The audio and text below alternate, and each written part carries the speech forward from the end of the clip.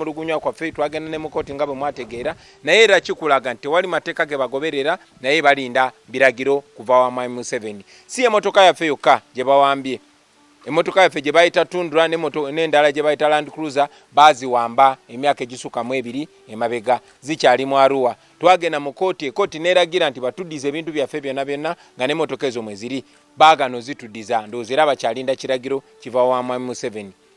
N'ekirala ffe tulina okulowooza nti obuswavu bwabasuseeko abantu nga babanja emmotoka yaffe, tulina musolo nti tetwagusasudde, ate bagezaako n'okubuzaabuza kubanga olunaku lwa leero lwennyini ensonga enkulu be baana baffe bano be baawamba be baganye okuta. Olunaku lwa leero babadde balina okujja mu kkooti naye amakooti gaguddewo, emisango gyonna giwuliddwa naye bannaffe ba Edi Mutwe, ba Nubian Lee, ba Dan Magic n'abalala bonna tebabaleese era balinda biragiro biva wa Mwami Museveni.